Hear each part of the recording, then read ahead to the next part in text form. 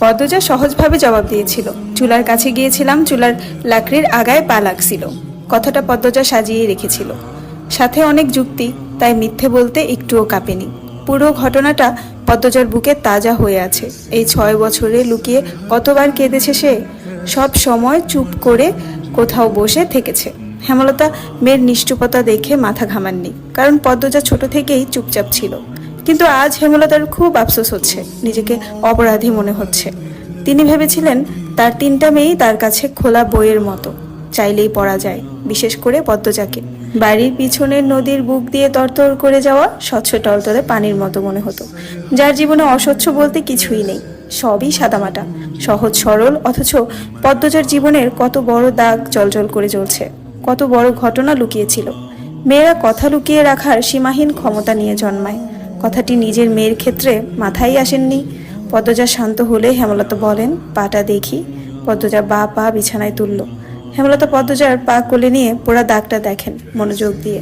রক্ত টকবক করে উঠে, রন্ধ্রে রন্ধ্রে হিংস্রতা যেন লুটিপুটি খাচ্ছে। এই পোড়া দাগ হানিফের রক্ত দিয়ে মুছবো। কথাটি কত সহজ করে বলেছেন হেমলতা, তবুও পদ্মজা কেঁপে উঠল। কি যেন ছিল কথাটিতে। শরীরের পশম দাঁড়িয়ে পড়ে। হেমলতা বারান্দার রুম ছেড়ে বড় ঘরে ঢুকেন। মিনিট কয়েক পর রামদা ছুরি হাতে নিয়ে উঠোনে যান। উঠোনের এক পাশে শক্ত পাথর আছে, ছুরিটা পাথরে ঘষতে থাকলেন সাবধানে। ঘষতে ঘষতে পাথর গরম হয়ে আগুনের ফুলিঙ্গ দেখা দেয়, মানে ধার হয়ে গেছে। পদ্মজা বারান্দা থেকে দেখছে, অজানা আশঙ্কায় তার বুক কাঁপছে। হেমলতা বারান্দার পেরিয়ে রুমে ঢুকতে যাবে, তখন পদ্মজা উৎকণ্ঠিত গলায় ডাকলো, আম্মা। আন্নার চাচার এক মেয়ে নিখোঁজ, শুনেছিস তো বড়দের মুখে? সেই মেয়ের ধর্ষক হানিফ, ধর্ষণের পর পুঁতে ফেলেছে। অলন্দপুরের এই একটা মানুষই এতটা নৃশংস। আমি তখন ঢাকা পড়তাম, বাড়ি এসে জানতে পারি ঘটনা। আম্মার অনুরোধ আর কান্নায় আমি সেদিন মুখ খুলিনি। এত বড় পাপ চেপে যাই, সেই শাস্তি আমি ধীরে ধীরে পাচ্ছিলাম। আজ পুরোপুরি পেয়ে গেলাম, আমার পাপের শাস্তি শেষ হয়েছে। হেমলতা কথা শেষ করে জায়গা ত্যাগ করলেন। কি ধারালো প্রতিটি বাক্য! হেমলতার মুখ দিয়ে যেন আগুনের ফুলিঙ্গ বের হচ্ছে। পদ্মজার মস্তিষ্ক শূন্য হয়ে পড়ে। আপা, স্কুলে যাবা না? পূর্ণা পদ্মজাকে জিজ্ঞাসা করলো। যাব। তাড়াতাড়ি করো। তাড়া দিয়ে পূর্ণা বাড়িতে ঢুকলো। পদ্মজা বাড়ির পিছনের নদীর ঘাটে উদাসীন হয়ে বসে আছে। এ নদীর নাম মাদানী, ছন্দনাম। গ্রীষ্মকাল বিদায়ের 3 সপ্তাহ চলছে, এখনো বর্ষাকাল। মাদানী জলে কানায় কানায় ভরে উঠেছে। সে যেন এক স্রোতস্বিনী। ঘোলা জলের একটানা স্রোত বয়ে যায় সাগরের দিকে। উজান থেকে ভেসে আসছে ঘন সবুজ কচুরিপানা। পদ্মজার এই দৃশ্য দেখতে বেশ লাগে। নিষ্পলক চোখে তাকিয়ে আছে মাদানী নদীর স্বচ্ছ জলের দিকে। মাদানীর বুকের উপর দিয়ে একটা লঞ্চ যাচ্ছে। লঞ্চ দেখে 1 মাস আগের ঘটনা মনে পড়ল তার। সেদিন রাতে হেমলতা ছুরি ধার দিয়ে রুমে ঢুকে গেলেন। পদ্মজা কাপা পায়ে রুমে ঢুকে বিছানায় শুয়ে পড়ে, কিছুক্ষণের মধ্যেই ঘুমিয়ে পড়ে। এর পরদিন স্কুল থেকে বাড়ি ফিরে নামাজ পড়ে খেতে বসলো।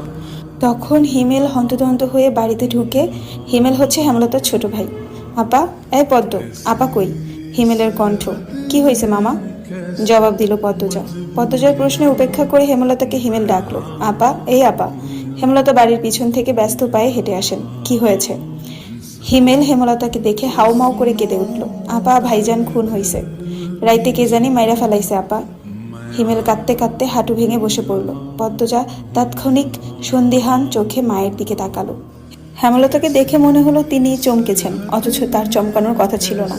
নাকি হিমেলের সামনে অভিনয় করলেন। পূর্ণা, প্রেমাকে ওদিক আসতে দিস না পদ্ম, আমি আসছি। হেমলতা বাড়ির বাইরে মিলিয়ে যান। হিমেল পাশে খুঁড়িয়ে খুঁড়িয়ে হাঁটছে। ছেলেটা বোকাশোকা, জন্মগত প্রতিবন্ধী। 22 বছরের হিমেল এখনো শিশুদের মতো আচরণ করে, কথায় কথায় খুব কাঁদে। সেখানে তার ভাই খুন হয়েছে, 1 মাস তো প্রতিদিন নিয়ম করে কাঁদবে। পদ্মজা রাতেই ভেবেছিল এমন ঘটনা ঘটতে পারে, তবুও এখন ভয় পাচ্ছে খুব। নাক, মুখ, গলা ঘেমে একাকার হয়ে যাচ্ছে। পূর্ণা খুনের কথা শুনেই খুব ভয় পেয়েছে। তার মনে হচ্ছে সেও খুন হবে। খুব বেশি ভীতু পূর্ণা। পদ্মজার শরীর কাঁপতে থাকে, চোখে ভাসছে হেমলতাকে পুলিশ শিকল দিয়ে বেঁধে নিয়ে যাচ্ছে। তার খুব কান্না পাচ্ছে। আর সময় নষ্ট না করে তড়িঘড়ি করে উঠে দাঁড়ালো পদ্মজা। মাথায় ওড়না আঁচল টেনে নিয়ে পূর্ণার উদ্দেশ্যে বলল, প্রেমারে দেখে রাখিস বোন, বাড়ি ভর্তি মানুষ, আরো মানুষ আসছে। হেমলতা মানুষজনকে ঠেলে হানিফের লাশের সামনে গিয়ে দাঁড়ালেন। তখন ফর্সা রঙের 2 জন মহিলা ঝাঁপিয়ে পড়ে তার উপর। আকস্মিক আক্রমণে হেমলতা অপ্রস্তুত হয়ে পড়েন। খেয়াল করে দেখেন 2 জন মহিলা তার মা আর তার বোন। তারা হাউমাউ করে কাঁদছে, কিন্তু হেমলতার কোনো কান্না পাচ্ছে না। ব্যাপারটা লোকচক্ষু ঠেকছে না। একটু কি কান্নার অভিনয় করা উচিত? হানিফের মৃতদেহ দেখে মনে হচ্ছে কেউ ইচ্ছে মতো কুপিয়েছে। হেমলতার তা দেখে শান্তি লাগছে। এমন শান্তি অনেক দিন পাওয়া হয়নি। পদ্মজা সেখানে উপস্থিত হয়। হেমলতার নজরে পড়ে। ভীতু চোখে মায়ের চোখের দিকে তাকালো পদ্মজা। হেমলতা ভ্রু কুঞ্চিত করে আবার স্বাভাবিক করে নেন। পদ্মজা চোখ ঘুরিয়ে দেখছে পুলিশ এসেছে নাকি। চারদিক এত মানুষ। পদ্মজাকে এদিক ওদিক উকি দিতে দেখে হেমলতা এগিয়ে আসেন। চোখ মুখ শক্ত করে পদ্মজার মুখ ঘুরে দেন। পদ্মজা দ্রুত ওড়নার আঁচল দিয়ে মুখ চেপে ধরে। গোয়াল ঘরে ঢুকে পড়ল। তার মা চায় না সে কখনো এত মানুষের সামনে থাকুক। হেমলতা ঘাড় ঘুরিয়ে দেখলেন পদ্মজা গোয়াল ঘর থেকে উকি দিয়ে বাইরে অবস্থা পর্যবেক্ষণ করছে। কিছুক্ষণের মধ্যে পুলিশ আসলো। জিজ্ঞাসাবাদ করে হানিফের লাশ নিয়ে গেল। লোকে মুখে শোনা যায় হানিফ খুন হয়েছে শেষ রাতে।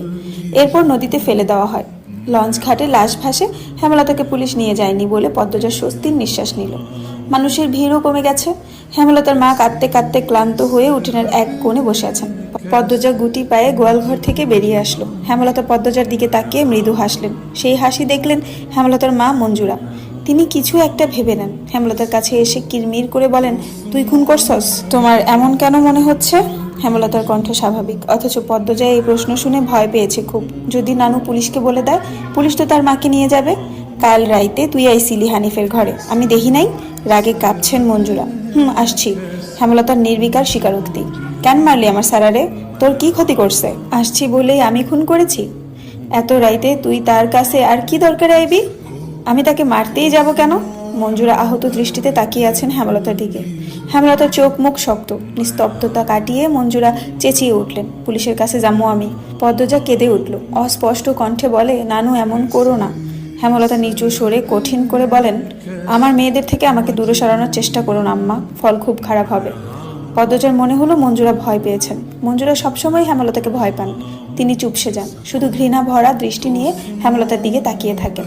পদ্মজা বুঝে উঠতে পারে না তার নানু কেন ভয় পায় মাকে। মায়ের অতীতে কি ঘটেছে? কেন তিনি এমন কাঠখোট্টা? ছেলের খুনিকে কোনো মা ছেড়ে দেয়? নানু কেন ছাড়লেন? মেয়ে বলে, নাকি অন্য কারণ? কেন উত্তর নেই? এসব ভাবলে উল্টো মাথা ব্যথা ধরে। অন্য ৮-১০টা পরিবারের মতো কেন না তারা? নাকি গোপনে সব পরিবারই এমন জটিলতা আছে? প্রশ্ন হাজারটা, উত্তর কোথায়?